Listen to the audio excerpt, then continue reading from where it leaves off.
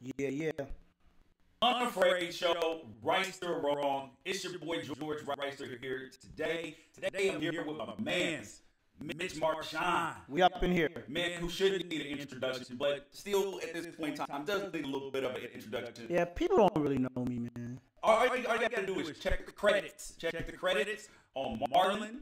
Check the credits on Marlon's Netflix special for the executive producer. Yeah, I was a co-EP. Wokish. Yeah, a lot with some other great dudes. I got my first EP credit. Thank you very much, sir. I appreciate BET Awards. You've written for for MTV shows. MTV Awards, the VMAs. I also wrote, produced Safe Word with Terrence J. You know, it's been a good couple of years, man. Things have been picking up. You know what I'm saying? I guess I'm gonna stay around in LA for a while. Oh, were you thinking about leaving? Nah, I ain't going back to New York. It's too cold, bro. Yeah, man. You got that blood that got thin out Oh here. man, like when I go back to New York, I was actually back in New York for Christmas, and it takes me about a day and a half to get recalibrated. Once I get that day and a half, but like it feels like the cold is going through my bones, and I don't have Does it disrespect your cold? Yeah, I mean, it does. Clothes, Yeah, it that does. Wind, It does. That wind come up in there. I told the story one time. I was playing in the league. Mm-hmm. We were going to go play against the Chicago Bears. Mm-hmm. I had a brand new suit. Like this suit was cold. Right. And then I bought a cashmere coat. Wow. And I decided, like, okay, I'm gonna treat myself, not cheat myself right now. I bought a $3,000 3/4 length cashmere coat. Oh, you gonna look good getting off that bus, huh? Oh hell yeah, dude! And I bought a Louis Damier beanie and scarf. Oh. And that's when I realized I was like, hold up. No, you actually need things that are built for the cold. There. That don't look like they're good in the cold, but are actually good in the cold. Yeah. Dude, I hit the corner. So when you walking off the plane, when you're playing in the league, like you don't go into the airport. Like you land and then you Go down the steps. Go downstairs. The buses are right on the tarmac. Right. And as soon as I hit that corner and hit the little jetway thing, the wind from Chicago, because it was December, the end of December, It jumped came up underneath It was my like, yo, jacket. the wind came hard. Like, what's up, my dude? You all like, you think you cute? Yeah, disrespected my coat so bad. Fuck your coat, B. Ain't your hat. That was the worst $3,000 I ever spent in my entire Oh life. man, where's that coat now? In the closet. Dude, I mean, there's not a whole lot of use for it. You should hang it up like you got your jerseys. People that can't see, you got a couple of jerseys up in here. You should hang up that coat like and put it like a little caption at the bottom that says "Chicago says hi." Dude, because that was one of the worst things ever. But for you guys that don't know, how me and Mitch know each other is our sons play sports together. Yeah. They play baseball together. Now they play basketball together. And so we've been at a lot of games. The dynamic duo. Yes, the big kids. The big kids. The big tall black kids. Yeah. So believe it or not, Mitch, this is about how we sit in real life. Pretty much. And he's got two sons that are bigger than him. Actually three because my true. Sorry, no, all good. I have three sons and they're all taller than me. All of them. You should put that thing out the stud, man. Hey man, What you think you can give? I don't know. It's like Kanye talking about. I got dragon energy, man. When I make these babies, you know what I'm saying? I'm out of the business though. I ain't doing that no more. I'm done, bro. Why? I'm done. I don't want no more kids, man. You know what's funny? Anytime like I'm around like a small baby, like I do have that thought for a second, like man, I miss holding a baby and the care of it. But then I think about like my life. Yeah. Like I barely see the sons I got now. Like that baby won't even know me. I'll be a stranger to my baby, bro. So I figure it's best that I think we just shut down the shop and enjoy what we got.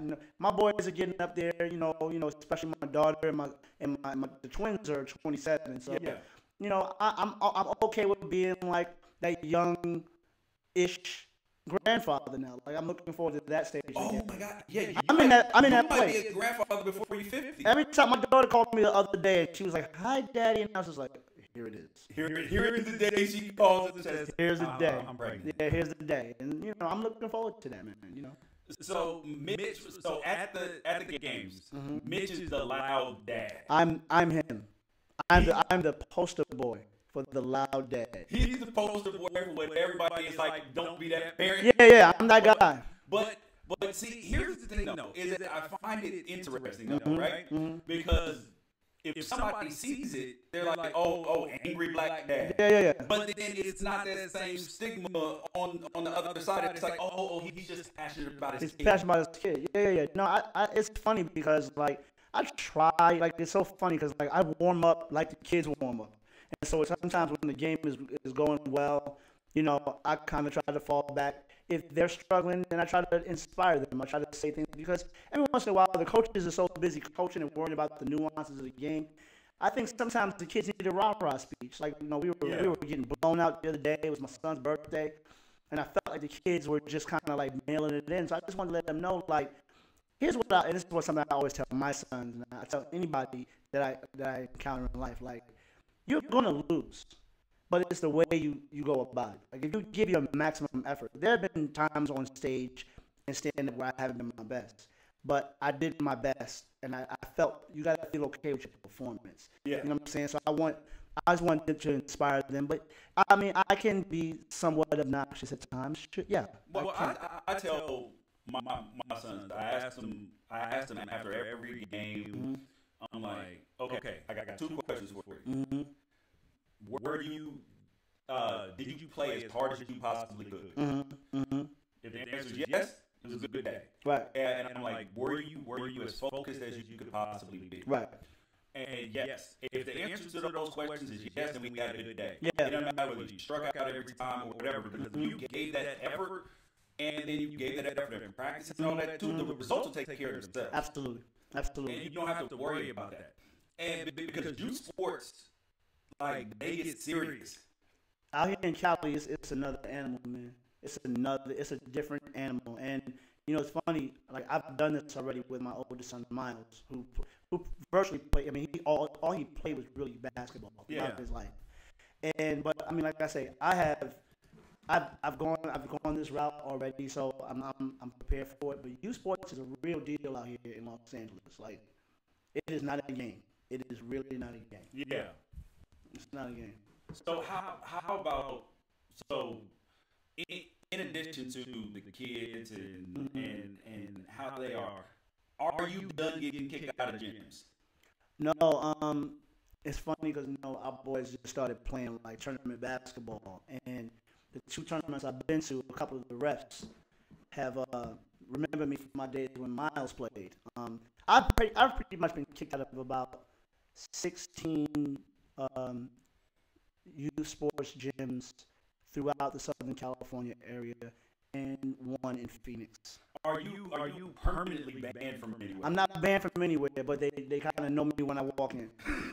They look at me like, hey.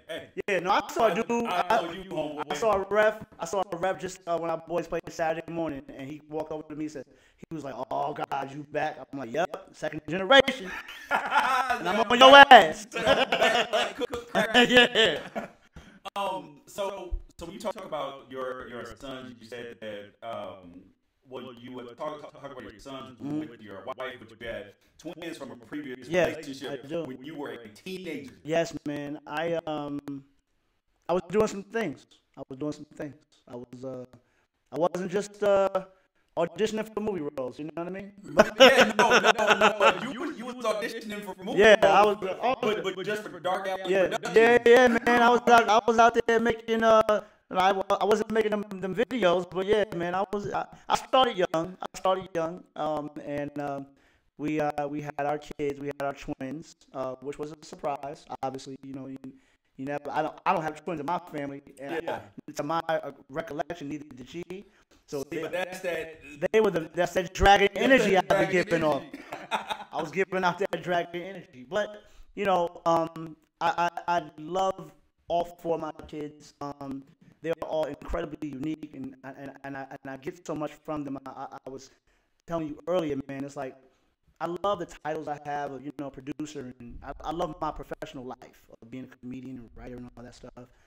But man, there's nothing better than being a father. There's nothing. No. It's an amazing challenge. You know, and it's somebody, I posted a picture of my kids and it was like, oh, it's so beautiful. And I said, but here's the other thing about being a parent. It's like, you'll mess around and one day, however many kids you got, they'll all not like you. Oh, They'll dude, all that not is, like you. It was a beautiful picture of my kids. I remember the day that they took the picture and I was just like, oh man, I mean, this was a beautiful day. They all were in love with me. But at one point, the week after that picture was taken, one or all four of them were like, I hate him.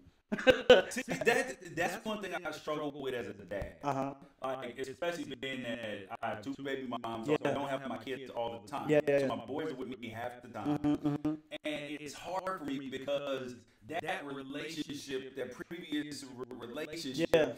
it like rears its head sometimes, Yeah. and then Yeah. and it creates some uncomfortable situations Yeah. for the kids, for me, for Yeah. other people around. Oh yeah. And it's just like, and I always am like, am I doing enough as a dad? Am I doing all this? Hold on, they said the audio is bad. So hold on, I'm gonna take this one out and I'm gonna see if because I think it's echoing. Okay. So let me and then we'll just use this one. Okay, we'll share a mic. Yeah, we'll share a mic. See how this goes. Look at the rockers. Is it better for you guys now? Is the audio better? Is the audio better? Oh, that's my wife. Yeah. That's Fernando Ortega. Yeah. What up, Fernando Ortega? Yeah.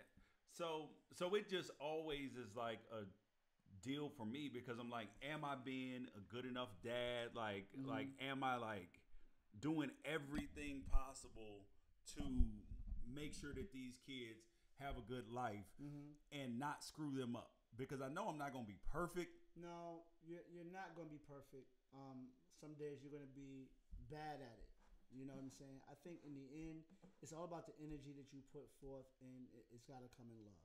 You know, there's sometimes, especially now when I have adult children, there's certain conversations you have to have, those uncomfortable conversations where you have to like, you know, especially, and I think this happens in particular when you have that split time.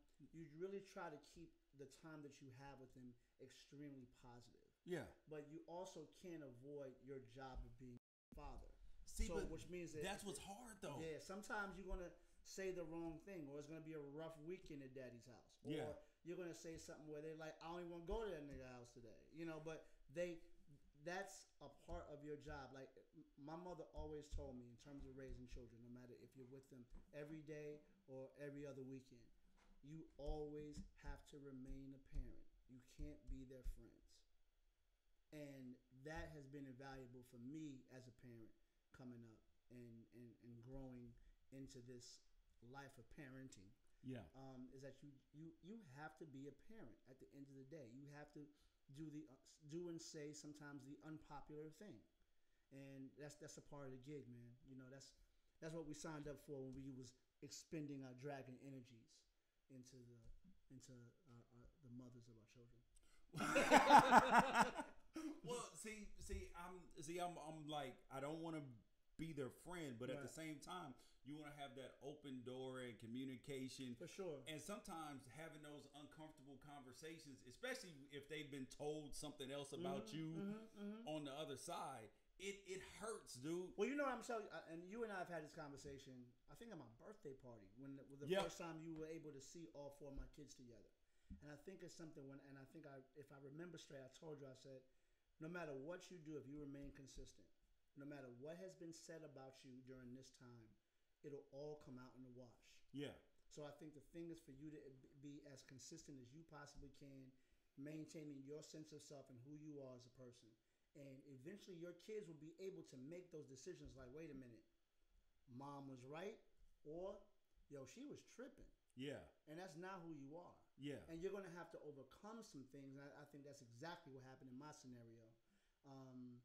And then, you know, then you can kind of start with a clean slate. Yeah. Then you can start fresh. And then you're able to, you know, maneuver through your lives with your kids as adults. And then you can really forge a bond in a relationship that has true staying power. That's how it is with the twins and I, you know, for years I thought maybe I would never speak to them. You know, we were distant. There was all kinds of things being placed in front of me that I didn't know exactly what was going to happen.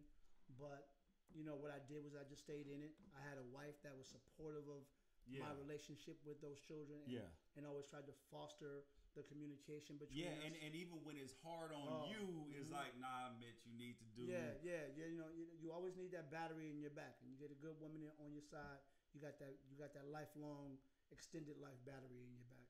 Yeah, it is, because there are days where it's hard, bro. Like, I'm sure. I'm sure. Where, like, and I can't even imagine guys who are in your situation. You're all the way out in California, trying to provide a life for them. I mean, but then there are things in the way, people in the way, other stuff in the way, and it's just hard. And I don't think that people recognize that heartache inside of men, and that doesn't always show up as heartache. It shows up as anger. It shows up as like, we transfer that energy into heartache a lot. But and I'll be honest, man. Like there's a couple of nights where I had to boo-hoo cry, and I had to just let it go and take that long walk. You just get in the car and you're just driving, and next thing you know, you in Vegas. You just like, damn, I've been driving for 4 hours. Like, how did I get here? Dude, and it's amazing how your thoughts, right? Oh, for sure. How your thoughts and your actions don't always line up, because there was a time like a few years ago where I was like, you know what? I don't want to do this. Like, I'm tired. Like, I want to send a check and just not be around at all. Yeah, but the check, there's no value in that for you. Like I say, like, and we've had this conversation. Like, this last weekend, right? It was Cole's birthday, and you know, we had a bunch of boys and a couple of girls that Cole grew up with. We took them all to Magic Mountain, and I wanted to celebrate my son, but we got lives. I was tired. You know what I'm saying? But I gained so much value from the time I spend with my son and his friends. Like, that's sometimes better for me than it is them. In a weird way. Like, I get it. I gained something from, like, like yesterday when I woke up, I was tired. I took Cole to school, but I felt a different energy. Like, I wanted to be able to do whatever it was that I did in my life, to be able to do that again with them. Yeah. And maybe sometimes when it's not anybody's birthday, just a random, like, yo, I got a sprinter, let's go somewhere. You know, type of thing. Dude, because those moments are, like, invaluable and they're precious. And then, like, so I was saying how I had those thoughts, and then all of a sudden I had that moment, and I was like, hell no, that's not who I'm gonna be out in this world. Man, your kids are your energy, and I mean that. Like, like when I feel my most whole, like when you came to my birthday party, I was there with all 4 of my children. It's very rare that I can get all 4 of them together. I could see your, like, the happiness in your, in your I get soul. chills talking about it now. Those 4. I had 4 days in California where all my kids were together. Yeah. And it was unlike anything in the world. My wife actually flew the twins out for my birthday, surprised me. I had no idea they were coming. I honestly had zero idea. Yeah. And when they showed up, man, it was like, I knew my weekend was going to, and I had to work, but whatever I was going through, I was going to deal with, because it was fun to be able to call one of them, and all the other 3 were together. Yeah. See, that's dope. So I would call Bianca, be like, yo, where your brothers at? Oh, they're in the house. And one night, I remember Saturday night, I walk in the house, and they're all in the house, just living, chilling, just doing their thing. Across the couch. They're kids now. They're all on their phone, but they playing. One is playing the music, so my sound bar is loud as hell when I walk in the house. I've had a full day. I was working at Lip Sync Battle. I had a full day of production, shot 2 shows. I'm tired, and I walk in, man, and it was just like, again, okay, what we doing? Yeah, like, I was tired. With emotion. Like, where we going? Like, it don't even matter. Like, where we gonna eat? Who wants something? So kids are amazing, man. I love it. And there's another thing that you had to deal with a son that is difficult, especially in the black community. What? Oh, with my gay son? Yes. Yeah, it's not as difficult as maybe I think it used to be. Oh, it looks hard, because especially in the black community, like, that's the last thing that you feel like that you want out in the world. You're like, there's no way I can't have a gay son. I cannot. Yeah, but see, my thing with that is, from the moment my son told me he was gay, and I talk about this on stage, it was like, I felt good that he was able to finally release it to himself. Yeah. Because I knew, but we both were living in this, like, altered state of denial. Yeah. You know what I'm saying? Yeah. Like, so how old was he when he told you? When he told me, God, I want to say he was about 20, maybe 19, 20 years old. And were there any other people? So he's 27 now. Mm-hmm. Were there any other people before that? It was like, hey yo, Mitch. No, you know what's funny? Nobody said anything, and I think we all were kind of living in this state of denial. But again, we all knew. Now, from what the way he told me was, I mean, it was a phone call because we weren't together. Yeah. It was a phone call, and I remember the first thing I said was, well, how do you feel now that you told me? Yeah. Well, he's like, I just want to know that you support me. I said, you know, I'll support you whatever you do. I mean, yeah. Unless you're murdering somebody. Yeah. And I'm still going to go to prison to see you if you do. You're my son. Yeah. You know, he's my first child. Yeah. And, you know, no matter what his sexual preferences, nothing changed for me. Well, how did that, do you feel like it impacted your life in any way? It made me more aware. It made me more aware of what that means to be the father of a gay man. Yeah. To understand my responsibility. It made me I don't know what's the word. It made me want to make my get smarter about that lifestyle. Yeah. I could no longer sit from a perch and judge it. Yeah. Because I was involved in it. Yeah. So then I had to really just make sense of it to myself. And for me, once I can get my head around the topic, no matter what it is, yeah, then I'm okay with it because I can understand it. But at the core, again, like I say, with my kids, they're my children. I remember the day he was born and looking at his face. Yeah. And you know, so there was nothing from that point on that would make me, oh, you're gay, I can't be around you. I mean, man, I said, okay, well, you just gave me some material. Thank you. Yeah. I'm gonna take these 5 minutes and put them on stage. And yeah, and I was there the day that that you put it in your routine. In your in your that was set. The first time I done the joke in front of him. Okay. But when I came up with the joke about like discussing that I have a gay son, I called him. Yeah.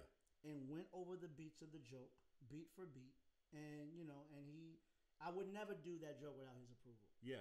So, I've done it now millions of times across the country as I open for Marlon on the road. So I've done it a lot of places, but it's to me my favorite joke because because comedy is truth, and that is my truth. How much of comedy though is truth? Like how much of it is rooted in fact, and how much of it is rooted in like this is just gonna be a funny ass joke? I mean, it depends upon the comedian. You can ask somebody else this question; they'll give you a different answer. But for me, I've always wanted to kind of the comedians that I grew up loving were the people where I walked away from their performance feeling like I got a chance to know a little bit of who they were. Yeah. And you don't get the full spectrum of it. And sometimes knowing who you were, like with Dave Chappelle, when I walk away with Dave, I always have the same thought, like, man, he is so well read. Yeah. He's so smart. Like sometimes Dave is not completely autobiographical in his jokes. Sometimes he's coming from a pop culture perspective. But it's the way he interprets things in the zeitgeist. That tells you about him. Mm-hmm. And that's one thing I've noticed, like, for me as I've gotten older, because I wasn't a kid who read a lot of books. Mm-hmm, mm-hmm. And I had this whole, like, keep it real mentality because I went to private school and stuff like that. So I was like, I got to show everybody that I'm with the shit, too. Yeah. Like, that I'm with it, too. Good to thug it out. Yeah. Yeah, for sure. And it just always bothers me because I love black dads. I love like just when you don't have to be associated with all the negative things in life because I actually take a badge of honor. I'm like, no. I hang out with black men like that are that work, they're gainfully employed. Yeah. They take care of their kids. They love their wife. There's a lot of us out here. Yeah. And nobody talks about. We're like this this dark cloud, which shouldn't be a dark cloud, but it's like it's so much easier to go on with the narrative that the single parent thing. Yeah. That it's almost like we interrupt that narrative because one of my greatest joys in life is that I don't have any black male friends that aren't good fathers. Like I can't even associate with them. It pisses me off. They're not really in my life like that if they are. Like if I hear like because you and I don't think the same. You know what I'm saying? Like, and we ain't got to think exactly the same. Yeah, I cut off one of my friends like that. Like our whole relationship changed because I was like, bro, your kid is like 15 minutes from you. Like I don't understand like the lack of effort. Yeah. And especially when I'm putting in all this effort, all this money, and I'm like, bro, like you say that you want something, and I just. Like you have to align yourself with people, with places that you're going. Yeah, you know what I mean? Yeah, absolutely. I think I just can't relate to that. Like and I have conversations with my friends about how they parent. I'll also make some suggestions, and I also willingly allow them to come to me and tell me how they feel about certain things, and it creates a community where we're able to build each other up and keep each other accountable. And it's not like some structured environment, yada, yada, yada. But you and I have had talks offline about certain things, and it is what it is. We'll have that talk, or I'll call you, and it is what it is. And, and I think as long as we continue to do that, I think that's an amazing element that needs to get a little bit more attention. Okay, so to shift gears for a second, when it comes to I want to talk about James Harden for a second. Okay. Because I'm burning hot on James Harden. I saw the topics when you sent them this morning. Yeah. Dude, so James Harden, accomplished basketball player, got endorsements, got his own shoe. He's going to be the MVP of the NBA this year. That's something to be proud of. But there are moments on the basketball court where I'm so angry watching him, and if he was my kid, I'd be pissed off at his lack of effort, particularly on defense. It would just burn my soul. I understand how you feel. I completely agree. James Harden is one of the most gifted offensive players I've ever seen. Yeah. But he's not, and I've said this before, to me, he's not an interesting watch. Like, it's like certain players, like, for instance, Russell Westbrook. I like to watch. I'm not an Oklahoma City fan. That nigga's angry. But I like to watch him play basketball. Got that fire. And sometimes I think he runs a little too hot. Yeah. But I like to watch him. Like, if my team ain't playing, I'll watch, at NBA, I'll watch all the teams. And it's like, I just don't like Harden's game. I've never liked it. No. Because it's predicated, or even offensively, on getting to the cup and getting fouls called. So everything about him is like, I applaud how he learned how to play like that, because you wouldn't structure your kid to just rely on fouls. Yeah, do fake fouls and all these things. Yeah. But defensively, it's almost that's the reward, because it's kind of funny. As a comedian in me sees like, he has zero interest in this side of the ball. Zero. Dude, he just matadors people to the ball, and it makes me so angry when I watch it. I think this year with Chris Paul, he's trying a little. I will say that a little bit harder. I saw there was a sequence in the last game where he kind of rotated. I was like, oh, wow. Yeah. I was shocked. I was like, yo, he rotated and actually gave 25% effort. Yeah, he gave a little bit of effort, but he doesn't give a lot. He's just what he is he's just not a two-way player. And what I'll say, even with Kevin Durant worked to become better on the defensive end of the ball. Yep. And I think it's awkward for Kevin Durant to play defense against little guys, because it's like a center guarding a point guard. Yeah. You know what I'm saying? But James Harden just is not interested. I think he's way more interested in beard oil than he is in playing defense.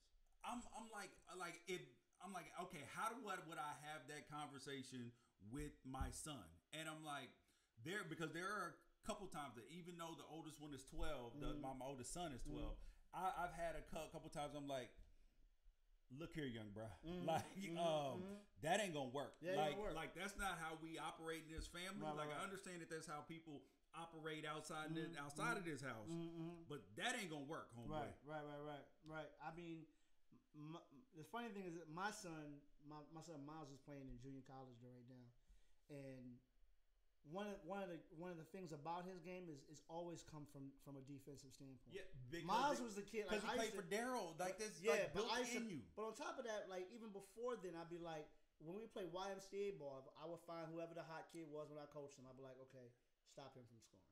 Yeah, but do it the right way. But stop him from scoring. So I embedded that into my kid early. Now Miles is he's extremely good on the defensive end of the ball. Yeah. You know, he doesn't make mistakes in that way. He can guard. He can play. You know, if it's a zone, he knows how to play that. He knows how to communicate. You know, and also he was coached well in that like you said with Daryl and the Cavs. So I can't relate because I know my son is a good defensive player and he's worked at it.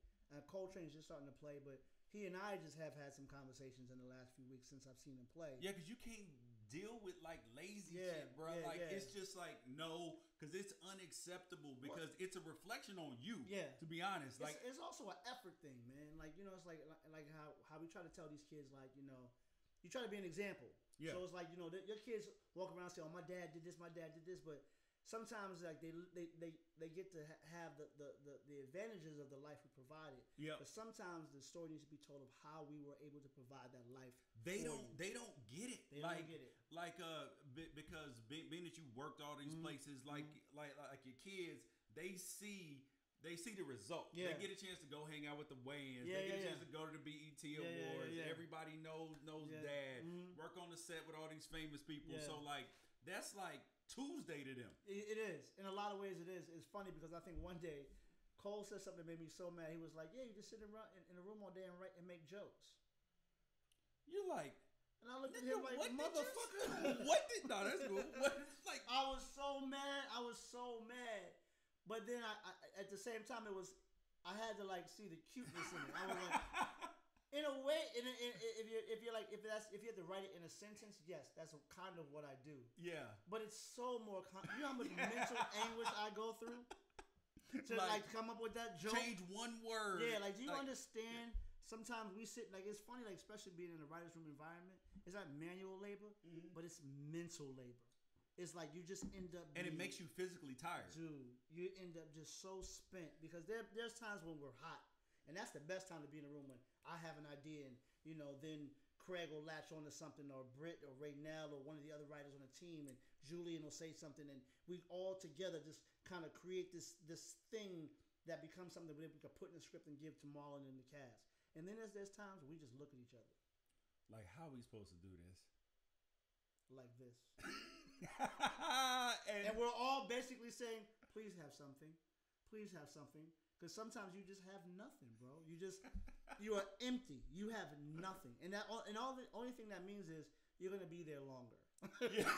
So you got to figure it because because this is real work. So there are deadlines. Yeah, there's deadlines. Like, you know, we have a table read and then we get notes and then we have to answer those notes. Now, sometimes we answer those notes and we're out of there by 7.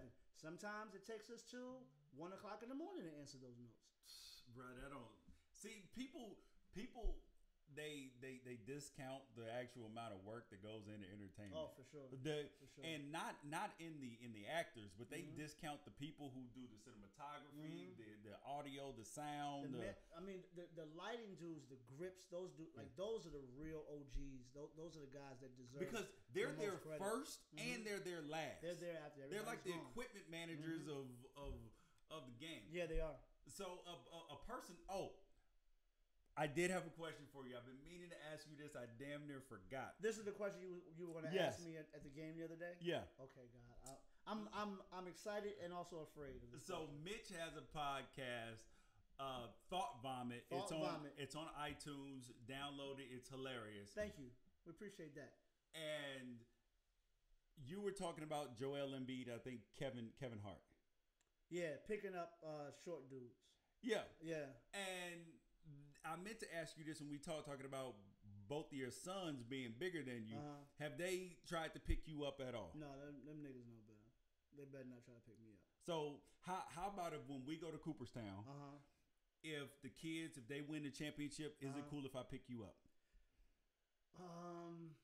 You can pick me up, but like you gotta put me back down. You can't hold me like the Lion King. Like a Simba. Yeah, like I can't be like Simba in your hands. You can do that physically, but that would be. You know how uncomfortable that is for a grown man. Like I'm a man. No, I don't have any idea. Yeah, because you ain't never been lifted. This is what I say about that. It's like people. It's interesting because I'm one of those people that I acknowledge that my height It's because I don't run from it. I'm a short person, but I feel like sometimes the stigmatism of short people is like we're not adults. Like I'm a human being. Like don't fucking like give me like for instance like I might jump in your arms if we win the championship. But don't lift me. But just how catch me. If I catch you and just hold catch you, me. Yes. Yeah, but don't do that. Don't extend your arms to hold me up. Don't do that. You can grab me. But it's funny because I did a clip about it because to me, I really felt that shit. Like I take Kevin Hart jokes personal, man. For some reason, it's like he's made a living off of it. But I don't run from the fact that obviously I'm short. But for me, it's just funny how people think that shit is okay. Like you don't walk around like now you're a big dude. I would never think to pick you up because I don't want to hurt my back, Joe. But it's like. I don't look to say, oh, me and George are happy. What can I do to, instead of high-fiving, how can I emasculate him? You know what? I'm going to pick George up. No, short people don't have those thoughts about picking somebody up like that. It's only big people that think that way. And it drives me insane. Nobody short ever said, they woke up, like, I didn't wake up this morning like, I know I was going to see you. Like, when I see George, I'm so excited. You know, I love being with my boy. You know what I'm going to do when I see him? I'm going to pick him up by his knees and hoist him in the air, and we're going to just enjoy the glee of being together as black men in California for about a good 35 seconds. No, I don't think that. But big dudes love lifting us up. That is true.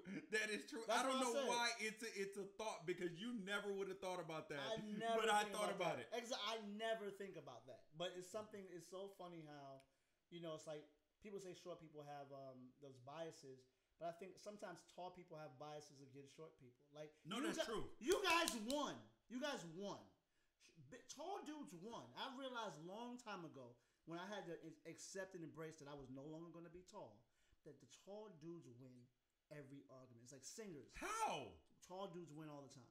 How is that? Kevin Hart wins. No, he wins, but he's like an anomaly.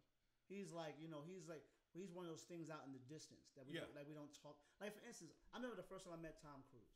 I was writing on an award show and I met Tom Cruise. He's not big. Tom Cruise is a short dude. Yeah.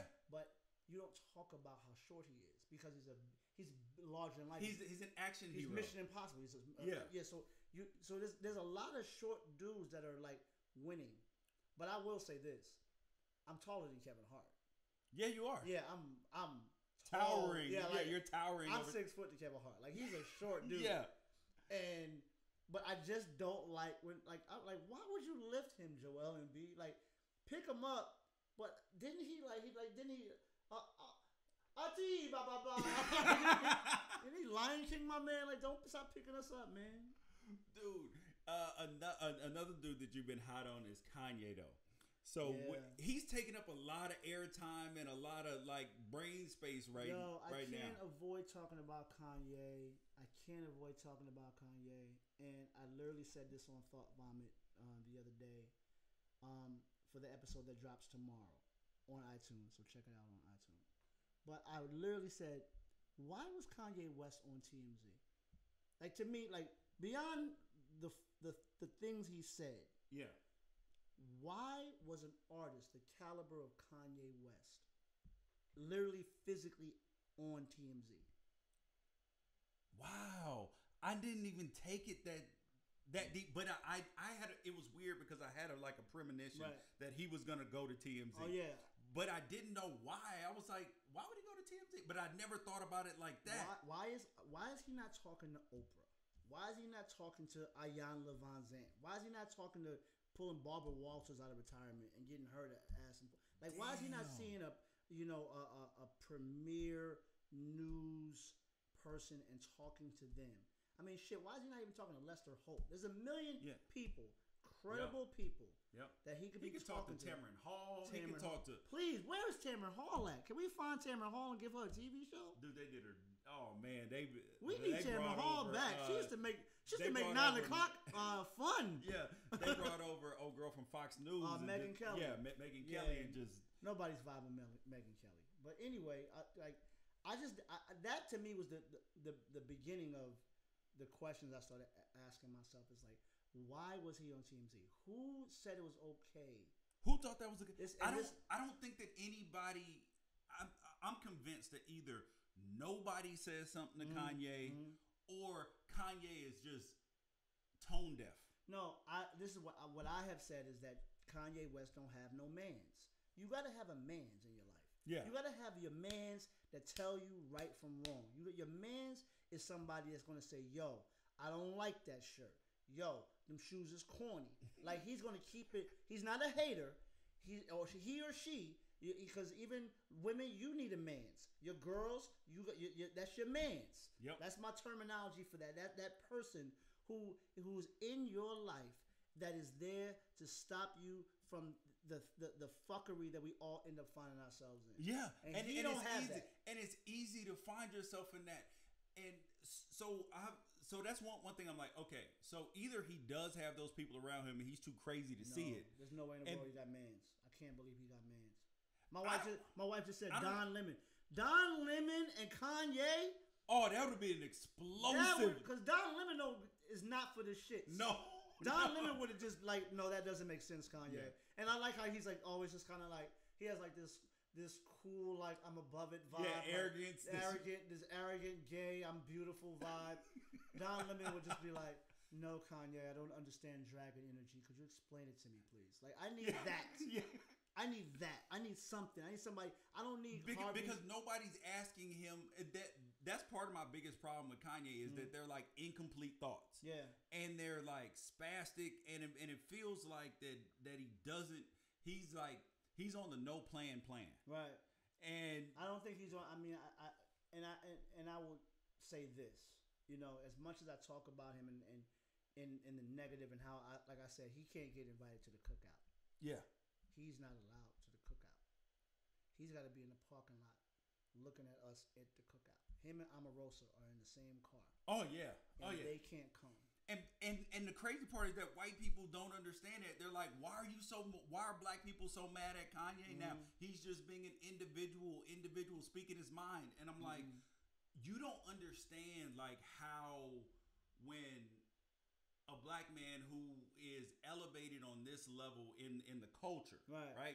Who the same dude that said George Bush doesn't care about black people, regardless of whether you agree with it or not. It was the same person that was. It was a stance that he took. Yeah. Like he seemed to be connected, and you know it's funny because I could blame the Kardashians, I could blame Kris Jenner, but it just seems like he's falling into that same trap that Lamar Odom fell into. It just Michael Jackson. It's kind of like you forget, like you get so secluded in your life. But I'm talking more so about the Kardashian effect and how it's like they take somebody that's already broken. And it's funny because my wife Sonia actually kind of pinpointed this a long time ago. She said they seem to take somebody who doesn't have a parent in their life, or disconnected family wise, and they present this family dynamic to them. The thing that most people crave is like that the reason why you and I come home at night is like I like to come home and be able to walk into my son's room and see my wife sitting on the couch, and they provide that for somebody who doesn't have it, but then they pick apart at them like there's like this get out thing that they do to them. And the people that end up coming through that house leave worse than when they walked in. That's the truth. That's the truth. You ain't heard from Chris Humphries. You ain't heard from Deerdick or whatever his name is. Lamar Odom almost died. Lamar Odom came back from dead. And like I said this on my podcast, like they even didn't have they took cameras into the hospital, bro. Like that family is just like another level of. I mean, they're making a lot of money, and I guess that means a lot, but they just never say no. That's why Kanye don't have no mans, because when somebody brought up the idea of him doing TMZ, they said yes. Nobody said, no, I don't know if this is a good idea. Yeah, because if you have all these thoughts, ideas, and you have a platform, like you should be talking to people who actually like are like difference makers and can move the needle in policy and in their companies and all of that. So it's like Like, I would love to see Kanye have a legitimate conversation about the things that he's feeling with, like, a Mark Lamont Hill or an Angela Rye. Oh, And yeah. because I honestly, here's the thing, and this is what when I get into these political topics, there's a lot of things I don't know. I want to be smarter. I want to be more informed, and I wish, you know, I want to learn from these type of people. Like, I didn't go to college and study African American studies. So, Yeah. you know, I think there's an educational element that's broken in most of us when we get into these woke issues. We want to, but I mean, I think that no matter where you stand, educated or not, slavery was a choice. It's probably the dumbest thing I've ever heard anybody say in life. Like, anybody say in life. It shows a lack of, like, common sense, awareness. Right. It's callous. Yeah.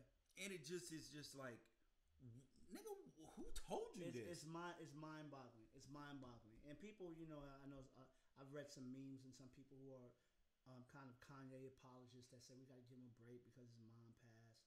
And, you know, I will say this, you know, my mom passed, you know, it'll be 3 years in July. And I think the one thing that I hate that excuse more than any other one. Yeah. Because I think the thing about when you lose a parent, and, you know, the way I've come to grips with, you know, having lost my mother was like, you know, she had done her job with me. She was ready. So now, you know, when it's time for her to go up to go to God, now it's incumbent upon me as her child to put out all that she gave me. Yeah. And I know from everything I've heard about Donda West is that she was an incredible woman. Yeah. And I think Kanye's not running towards the thing he's learned. He's running away from the thing he's learned.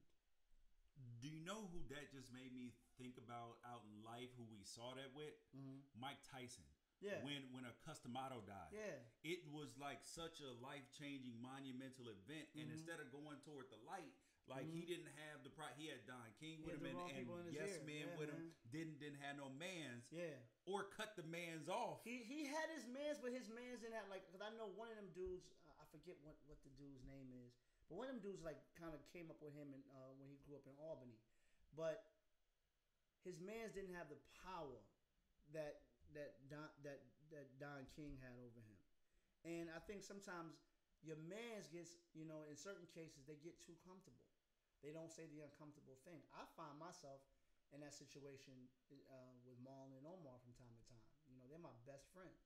We've known each other way before we all had these Hollywood dreams that we're living, or dreams we talked about in my mother's living room. Yeah. You know, so we're living that.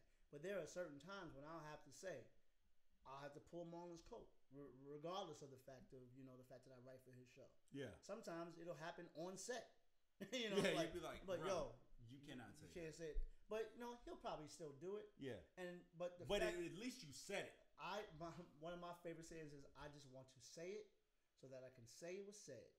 That is one of my things. I just want to say I said it so I can say it was said.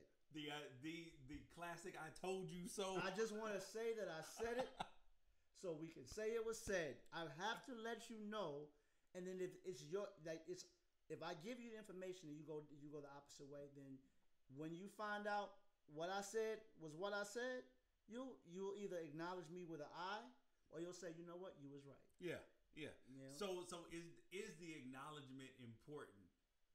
Yeah, but sometimes I really just want you to listen, because you could have avoided that. You know, it's like like for instance, if I'm Kanye's man and he says we on our way to TMZ, I would be like, no, we're gonna stop the car. No, we're not going to TMZ. And if he went, and then he come back in the crib, and he looking at me like, what? Then, you know, then he's a lost one, and that's what I feel. It's the saddest shit in the world.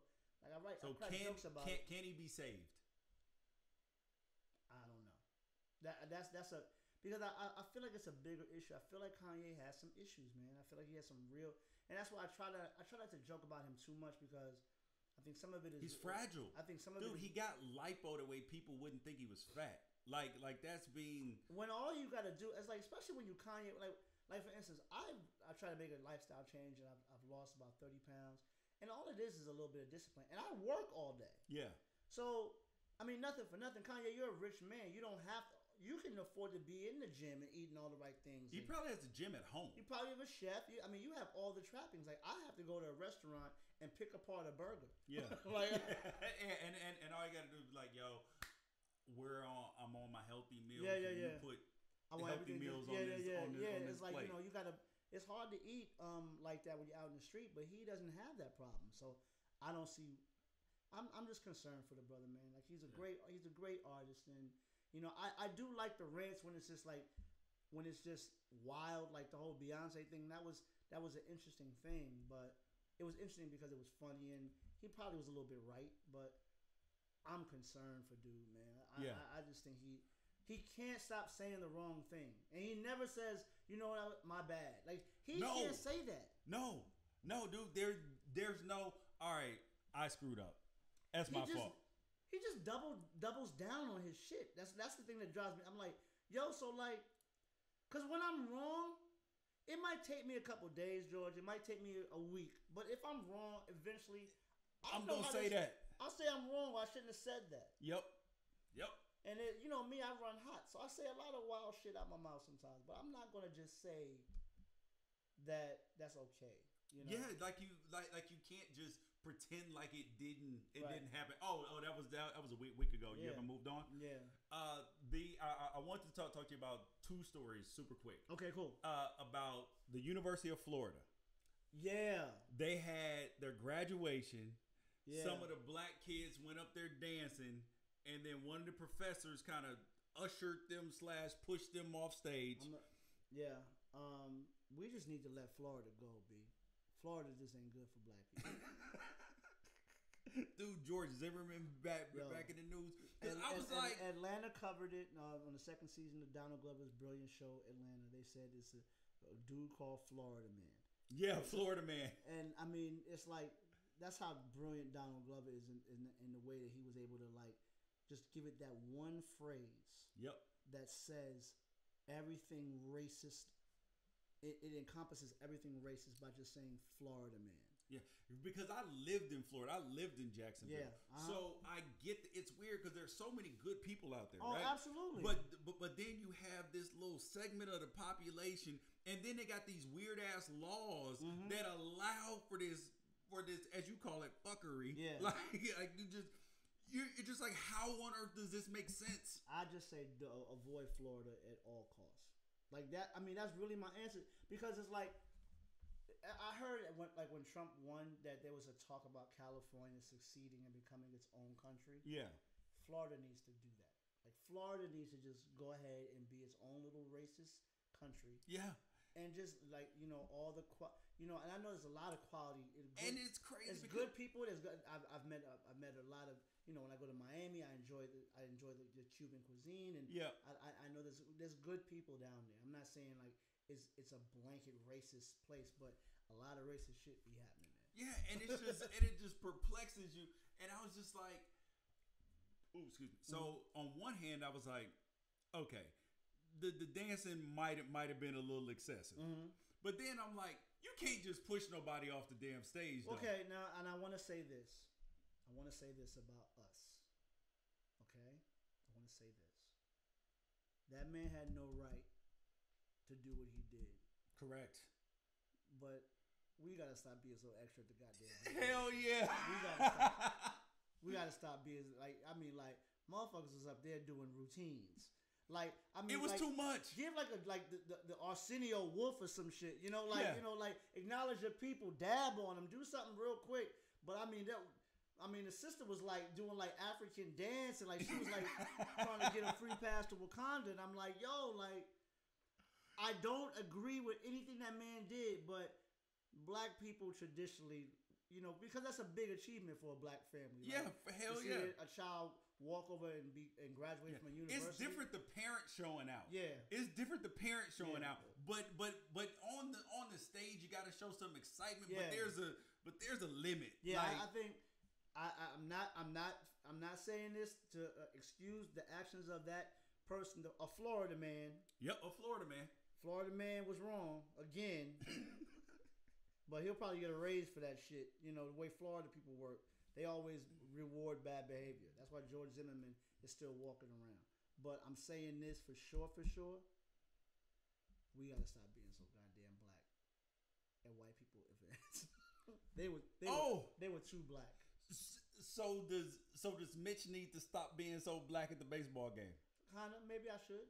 I like to think I should. See, I'm not. It's weird because it's like I live in this weird place because I'm like, I'm sick of the black man need to tone it down. Right. Yeah. But at the same time, I'm like, sometimes we need to tone it down. Sometimes, I mean, and you know, nothing for nothing. Like I am that guy, but you know, there's because I'm that guy. There's times when people don't realize when I'm not saying anything. There's times in the baseball game I'm completely quiet. That's true. There's times when I don't say anything. And people, but people only remember. That makes people nervous. Like when I'm quiet. Yeah.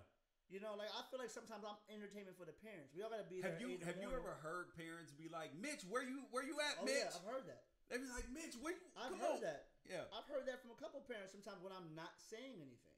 And that's because sometimes first of all, with baseball, we're so close. I know my son can hear everything I'm saying. Yep. And sometimes I just want I want to try to allow him the opportunity to just be quiet. Who just said this? It's just Sunday League. Fernando Ortega. It's just Sunday League. Yeah, man. That had me hot, baby. But, you know, we'll try again next game. Yeah. We'll see what happens. High school coach refuses to resign in New Jersey, damn near your neck of the woods because you a New York guy. Yeah.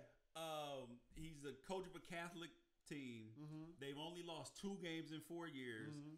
But apparently they want him to resign because they don't want him to be coach. And he says it's because they've been trying to get him to change the racial makeup of his team because they said there's too many black people on his team. They need to. And every time he brings a kid into the school, they're like, yo, like another black kid. Like, can't you get any more white players? Are the white players good? I mean, you know, Chris McCaffrey got a job. You know, he's a good. Football is a meritocracy, man. Yeah, football is one of those sports where it's like you gotta be able to do the job. Yeah, coach don't care. I mean, there are obviously some coaches that do care, but when it comes down to it, I mean, that's how black people got to play sports in general. Is that somebody potentially racist was like, I'm trying to win though. Throughout history, you know, in the college ranks, the pro ranks, there have been racist coaches who have depended mightily on the skill of a black player. Yeah. So I don't even think it's not even a racist thing. It's a performance thing. So, I mean, like, why? That's just weird, man. Like, is it just to give a kid an opportunity to play? Yeah, I mean, everybody wants their kid to play. I understand that. You know, I would hate to. My son wants to play something he can't. But I don't think if the white kid can outrun the black kid, or throw the ball better than the black kid, or tackle better, or be able to, you know, split the gap and get to the quarterback better, I'm almost certain the coach would say there's no type of reverse racism for a black player to get that same treatment. Yeah, there's no such thing. No, they're just like, no, I want whoever can get this job done the way I look better. I don't think there's anything. That's just. I mean, sometimes white people, y'all are just weird. Y'all are just weird, and that's some weird white people shit right there. We need more white players, but here's how they flip it back on you though. They'll be like, well, don't you talk about all this diversity? Oh yeah. No, I think there's diversity. You know who needs more white players though? I'll be honest with you. Who? The Boston Celtics. They need more white players.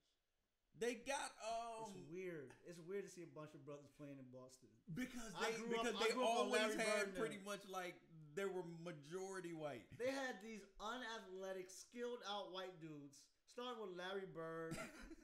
Kevin McHale. Well, Kevin McHale is one of the best power forwards that ever played the game. You know, but. It's weird to when you watch Boston now, like not even with Terry Rozier. Yeah, like this alliteration of the team, but also even with the big three when they had KG, that was it's weird to look at a gang of brothers in a Boston jersey. Like, yeah, I feel like they don't have one white guy in the starting lineup. All the good white players should go to Boston. Hey, they got Gordon Hayward, Kristaps Porzingis. Like they need at least 3. Like he's Latvian. Like, doesn't matter. That count? Doesn't matter. He looks like a white guy. Okay. He's just a tall white guy. Yeah. Like I don't break down. Like when I look at it, I'm talking about physically. I'm looking at a white dude. So it's like, imagine if like they had Kyle Korver and they only had like 2 black dudes. Like remember the Larry Bird Lakers had 2 black dudes. It was Dennis Johnson and Robert Parrish. Yeah. Cedric Maxwell, kind of cornbread, played for a while. Yep. But it's like, and then ML Carr was waving the flag. Yeah. ML Carr didn't even really get to play. Like that's it. And it's something about Boston. Boston is the one team I think reverse racism should be applied. that they give first right of refusal for all white players coming out in the draft. All dope white players. Like for instance, like if there's a good white player and Boston's a pick behind, they should be able to jump to go get that white player. so like they should have been able to draft like Frank Kaminsky, Tyler Hansborough, Mad Dog, all of them. Oh, that was Greg Madsen. They used to play for the Lakers. Mark Maxson. Mark. Yeah, he should have been a Boston Celtics player. Yeah, he reeks of because he's unathletic. Like Mark Maxson, he just plays a lot of passion. Like Mark Maxson. That's funny because like you look at him as like the corny dude that danced at the parade, but Mark Maxson for that team, he did some things. Yeah, like, he got valuable rebounds. He knew his job. I'm gonna do all the dirty work and get Kobe and Shaq the ball. Like you need a good dirty work white dude on your team. Yeah. The last thing I want to finish up with today though is I wanted to talk about the Raptors. I said that this is doomsday for the Toronto Raptors. Oh, and my dad said y'all crazy black people do need to stop it. You're right. He's right. Is the Toronto Raptors? Mm-hmm. This is doomsday for them because everything was in your favor. Mm-hmm. You finally everything is in your favor against LeBron. Mm-hmm. You're healthy. His team's not playing well. Mm-hmm. You're the number 1 seed. This is the best team that you ever had, and then you realize that you're not good enough.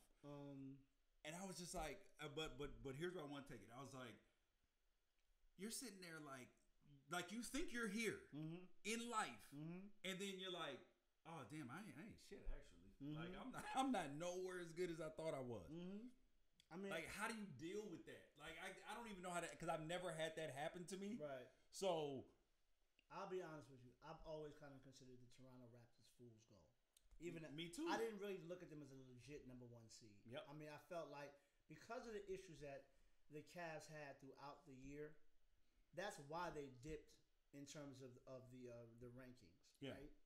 So, the Raptors should have been playing harder from the door because if they were real with themselves, they would have not acknowledged that. I mean, literally, they gutted the entire Cavs team at the trade deadline. Yeah, they put 4 new players playing, pivotal minutes on that team. So they had to go deal with some turnover. Yep. Like they had to gel in the middle of the season. But they didn't even feel like a 1 seed. They felt like they were behind Boston, the Cavs, even like the Pacers, the Wizards. Like you feel like all of them teams could have, like, out of the 7 teams that came out in the East, probably the Miami Heat were the only team where you were like, I don't know if they can. I don't know if they can beat. I don't know if they can beat the Raptors. Right. And that shouldn't be like that as a number 1 seed, because when you look at the Warriors, or when who are the 2 seed in the West, or the Rockets, you look at it and you're like, I don't know if nobody can beat either one of them except for them 2. They're gonna just beat each other to a pulp. They're gonna it's gonna be a 7. That's really the NBA Finals of this year. Is Washington. You think that's gonna be a good series? Houston and I think it's gonna be a good series. No way, dude. Because I think Houston's gonna win some games. It's gonna be good for the first 3. First of all, what I realized this year is that I've always been very clear that I don't like James Harden's game, and I don't even know if I really like Chris Paul. I've realized the last couple of years, he's a jerk, dude. He hits niggas in the nuts. He's dirty. He's so skilled out, but he's a little weirdo. Well, you know what it is about Chris Paul? Is he's got all the swag of a 5-time champion, but he ain't got no rings. He got out of the second round. He got Kobe's swag without Kobe's hardware. Do you understand that this is going to be the first time he's ever been out of the second round of the playoffs? Absolutely. Like Eastern Conference, Western Conference, don't matter. I feel he's going to be the reason why they implode in the Western Conference Finals. But I think they're going to get 2 games. Harden's going to quit because he always does it. He'll fight initially. Yeah. And one thing I noticed is that the refs when you get to the Western Conference Finals and the finals, they Let don't you blow play a the little whistle bit. the same way. Yeah, absolutely. And he's so dependent on fouls he needs that. Yeah. When he goes to and they're not gonna foul out Draymond and Klay Thompson and Steph. Like they're just not gonna do it. You know what's funny? The other day I was watching a game on Sunday when we got back from Cole's thing, and I was watching, and I instantly had this feeling of I feel really bad for the refs of the Western Conference Finals, because when you think about it, they're gonna have to deal with Draymond Green for 6 to 7 games. Mm-hmm. They're gonna have to deal with Chris Paul, James Harden, and Mike D'Antoni and Durant.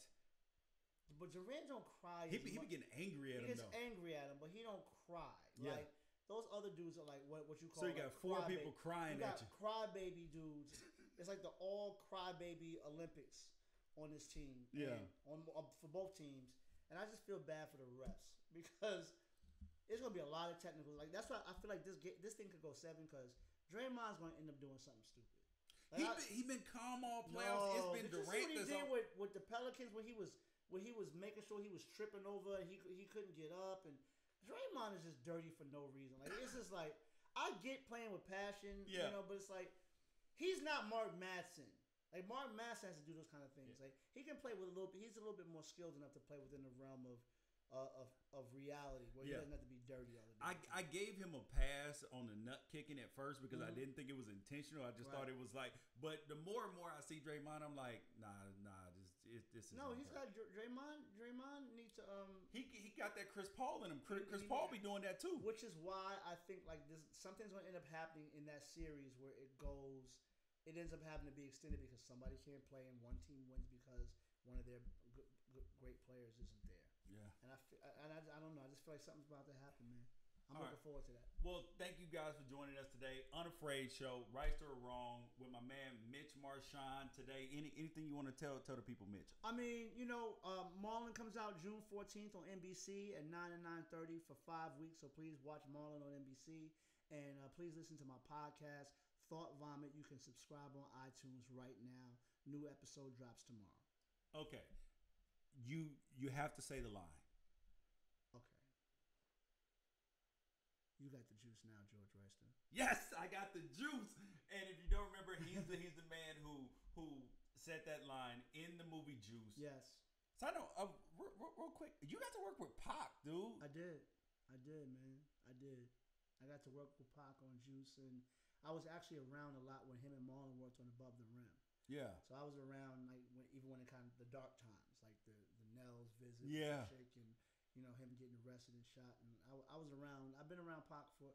I mean, I even saw Pac the night he was shot in Vegas. I saw him that night. What? Yeah, we saw him outside the Luxor, with the green jersey on, and we all spoke to him. And I remember getting in the car, and Marlon was like, "Yo, he don't look happy." Because, like, we hung out with Pac. When Pac, back on Juice days, when Pac would come to New York, he would call one of us, and we'd all link up and go hang out at the hotel, or we would go to our friend's house, and my homegirl Keisha and Josette, and then we would all just hang out like one big group of friends. And so, like, I remember seeing Brenda's Got a Baby video on a VHS. He had just got it on the way to the airport, so he hadn't seen it yet. And we watched it at my homegirl Amida's house in her VCR for the first time.